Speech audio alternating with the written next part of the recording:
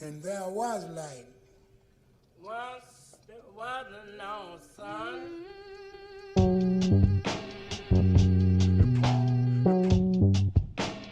No, I think you need some raw medicine.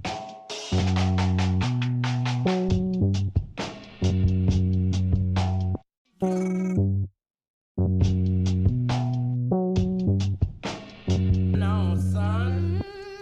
Lord, once there was no sun. And the Spirit of God moved upon the faces of water. And God said, let there be light. And there was light.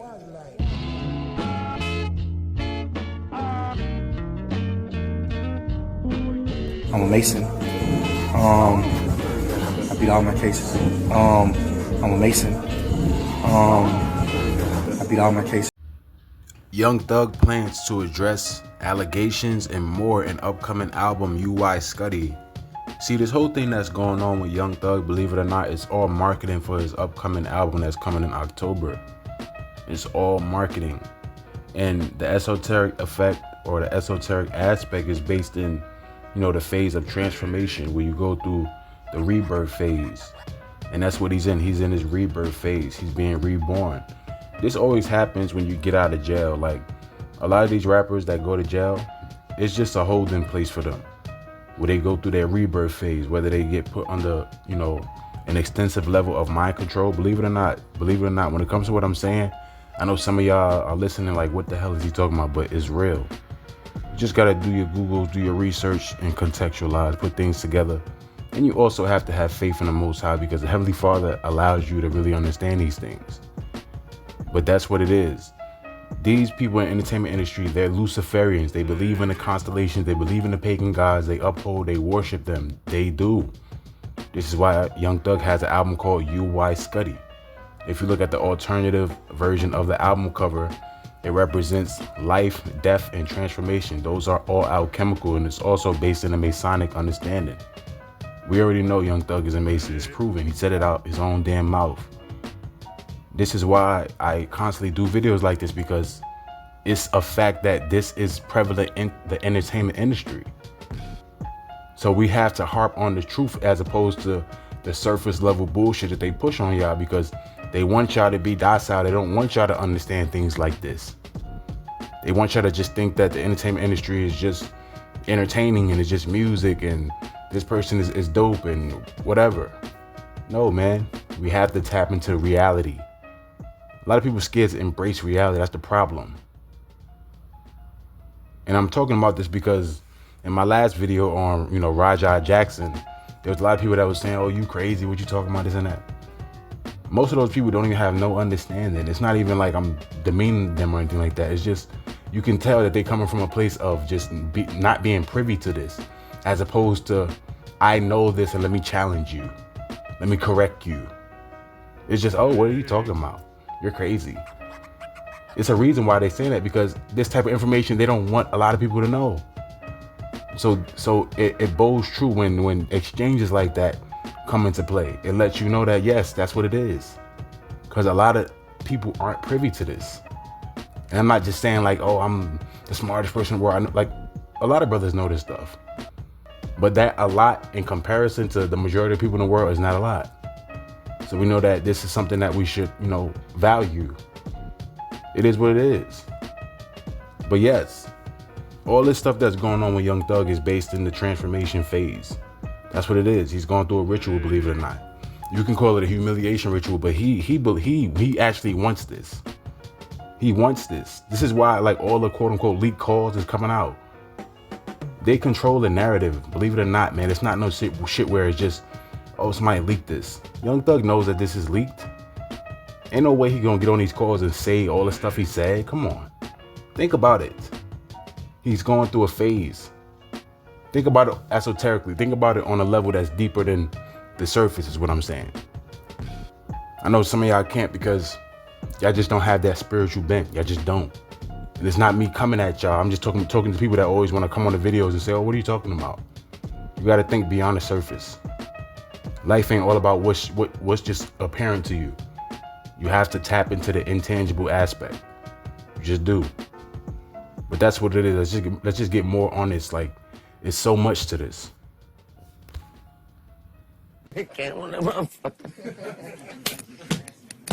That nigga. Oh, you at 12? 15. Yeah, Huh? Oh my God.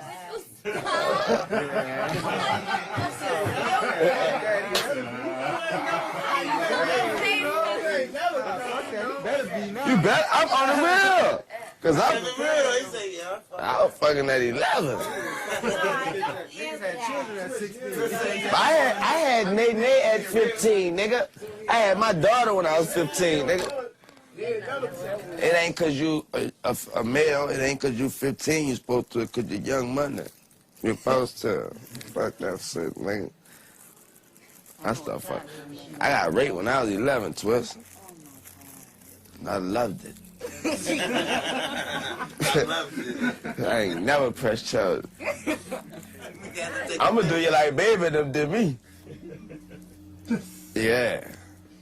I'll never forget that day. Yeah, no, they was all in the kitchen. I was scared. It was cool. There was about this many niggas and shit too in that bit. I never forget the word. Suck Lil Wayne, let dick. This dude Lil Wayne is crazy, but Lil Wayne is telling you, he's letting you know that that's the culture of the entertainment industry. Just when it comes to the aspect of, hey, you see what Birdman and them did to me, I'm gonna do you like that. Because that's the culture of the entertainment industry. They pass it on. It's sex magic. They believe in sexual fluidity. That's what it is. Birdman was most likely someone who groomed Lil Wayne. He was most likely a handler of Lil Wayne. And others, like a Young Thug and a Rich Homie Quan and some of the others that was under that rich gang umbrella. He most likely molested those dudes. It is what it is. Even Young Thug, he told you. Right? So it's like, it's prevalent. It's obvious. Wake up. You know, don't be impervious to these things and just look at it like, oh, it's an isolated thing with a Diddy or it's an isolated thing with an R. Kelly. Shouldn't that tell you something about what the cultural aspect of it is? You can't look at these as isolated incidents. With all these things, you have to take into account. You can't just simplify your understanding. You can't just simplify how you look at things. You have to broaden your understanding, contextualize everything. That way you get a better understanding of it and you won't be oblivious like, oh, that's not what it is. No, that's what it is. Lil Wayne pretty much is trying to tell Lil Twist, hey, I'm going to do you like Birdman and them did me. I'm going to groom you too. It's a reason why back in the days, Lil Wayne used to call Birdman daddy, still do. Why the fuck he call him dad? It's not his real father. Why is that? Because that's his handler. Birdman is Lil Wayne's handler. Birdman is a big time Mason. He's a big time MK Ultra asset, as well as, you know, someone who's a prime mover. He's a handler in the entertainment industry. He's no different than the Jay-Z and the Diddy when it comes to the sexual aspect in regards to the obscenity of it all. The obscenity, if you will. That's what it is. Believe it or not, pay attention, open your eyes. Even Nicki Minaj, she said it on the song, on the Dark Fantasy album with Kanye West. And we already know what that album represented if we open our eyes. Because that was after the phase of, you know, destruction when it comes to Kanye West and the sacrifice of his mother. That was self-destruct programming for him. That's why he had 808s and Heartbreak, destruction. And then you go into the darkness, My Beautiful Dark Twisted Fantasy. And on the intro to the album, Nicki Minaj lets you know that the things that you understand about the entertainment industry when it comes to the simple aspect of, you know, Illuminati and stuff is deeper than that. Yes, the Illuminati is something, but it's deeper than that. It's more extensive than what you think, because most people just look at that and they just say, oh, Illuminati, devil. You know what I mean? They so simple with it. They don't get all these things. And I'm not trying to demean nobody. I'm just saying we have to stop looking at things so with simplicity all the time. You know? Open your mind. Understand things. And don't open your mind in a way that's progressive, like these people say open your mind. Right? But yeah, man, that's what it is. And I really wanted to harp on this because this is revelatory. Lil Wayne is telling you a lot.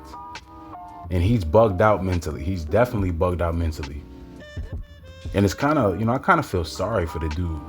And you could tell that he's someone who's been abused in a lot of ways in more ways than one. A lot of these celebrities. That's why they get all these tattoos and whatnot. Kendrick Lamar, who's another buffer type of figure in the entertainment industry, he told you on the Mr. Morale record, if you listen, he's telling you about the entertainment industry. He's someone who acts as a buffer. You can just tell because he has all these different songs that kind of like reveal what it is. And they allow him to because he's a buffer figure. You have these buffer figures in the entertainment industry. Young Thug is almost in that category because he's revealing certain things about the entertainment industry when it comes to, certain Atlanta rappers, so on and so forth. You have a lot of whistleblowers, buffers, and they allowed to because of what they partake in behind the scenes. Kendrick Lamar is on a high level masonically. So he's allowed to be a buffer. He's allowed to tell you that the music industry is governed by Lucifer on songs like Reincarnated, but people still so docile, they don't understand. But yeah, that's what it is. Let's just move on. Young Thug named his album UI Scuti after the red supergiant star of the same name, which is one of the largest stars in the universe. The title suggests the start of a new significant chapter for the artist, marking his first major project since his release from prison and a return to the music scene. Yes, this represents the rebirth phase. Have you guys noticed in the last, I want to say 4 to 5 years, there's been this revelatory aspect where it's like things are coming to the forefront now. Things that have been concealed probably like 10, 15, 20 years ago is coming to the forefront. Just in regards to what we're learning about, music artists, these celebrities. That's telling you something. That's how you know we in these last days. And that's how you know that everything is supposed to happen this way. And not even just music, like just about the world. Like we're starting to learn the realness about the world, just when it comes to the foods that we eat, what the government is doing and things of that nature. Everything is slowly but surely coming to the forefront and being exposed for what it is, because Satan shall surely come down with great wrath, because he knows that he have but a short time. So all these things is happening, but at the same time it's working against Satan because it's being exposed. It's just that not a lot of people are picking up on this phenomenon, like what's really going on these days, where things are being exposed, things are being really, revealed, as opposed to maintaining its concealment. We're seeing it. And when it comes to Young Thug, he's going to act as a whistleblower for, I believe on his next album, he's going to air out the entertainment industry. I believe that that's what he's acting as. But at the same time, I could be wrong, because there's certain tweets that came out that's been deleted. But why has they been deleted? When you delete those type of tweets, you know that it's truth to these tweets. I'm not just saying this. And if you contextualize, you know that it's truth to it. I already know, because I know the entertainment industry. I know what that world is about. And it's not pretty. It may appear to be, but it's not. This is why you should not ever want to be in that world. You should never want to be a celebrity or a famous person. You should strive to do what you have to do in terms of honing in on, your talents and your gifts, polishing that stone, but be careful, be aware, be astute, have understanding, be wise. Don't fall. Don't fall for the trickery. This was the album cover for an album that was supposed to come out before Thug's incarceration, or whatever you want to call it. But it was a ritual. That whole situation that occurred with Young Thug and YSL, that all was ritualistic. Especially in the case of Young Thug, because it's supposed to go into the alchemical process. But before, you initiate the process, you have to go into this aspect of life, where it represents like preparation. But the blood aspect is going into, the womb, where you come out and, you're covered in blood. It's kind of similar to that of the album cover that you saw with DMX, Flesh of My Flesh, Blood of My Blood. Kind of similar to that. Not to the same degree, because you see Young Thug here covered in it. DMX was, I think he was in a tub of blood. So it's pretty much the same aesthetic, as letting you know. And DMX was in real goat blood. He was in real goat blood. And that's according to Leo Cohen. Like he told you that, yes, that person was in goat blood. But Young Thug representing that rubedo phase here. But the rubedo phase is more so what it goes into in terms of the third phase.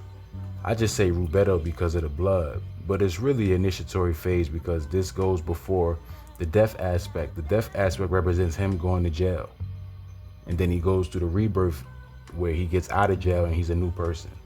So this is the life because you come out of the womb and you're a baby, you're all bloody. That's why the background is white, right? It represents that initiatory albedo phase. And then you go into your destruction phase, which is jail. You're in prison. The shadow self, which represents darkness. You're in that prison. And then you're in your Rubedo phase, rebirth. So this is what Young Thug is going through, and we're gonna get more into it because he's letting you know with his album. As you can see here, this is the album cover for UY Scuti. Kind of has that black and white aesthetic for the masonry. Young Thug's last album, Business is Business, that also was, a Masonic undercurrent, just when it comes to the aesthetic of the album, as well as the title, Business is Business. He's in the Masonic business. That's why he beat all his cases. If you was a regular person with the charges that was against Young Thug, ain't no way you beating them goddamn cases as a regular person. It's obvious the Masons helped him out. That's all that was. Because he's a person that's controlled. He's an asset to the entertainment industry. As you can see here, this represents, the cycle that's adjacent to masonry as well as alchemy. It's based in the understanding of life, death, and rebirth. As you can see here with the first image, kind of represents like someone in the womb, like a baby in the womb. And the second image is kind of hard to make out, but it definitely represents death in some sort of aspect because of what the supergiant star represents. And we know that it's based in the understanding of these cycles that come together, going into rebirth. Because after the image here, you see it's kind of like a person that has the top of his head glowing. Like, can't really make it out, but just based off of the appearance and the understanding of the three phases, we know that that's what this represents.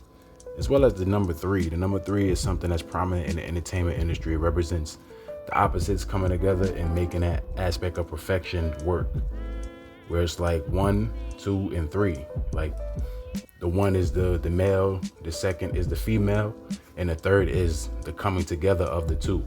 That's the rebus effect. That's why they push transgenderism so hard, believe it or not. And Young Thug is someone who's into sexual fluidity. On the surface, he says he's not gay, this and that. That's all bullshit.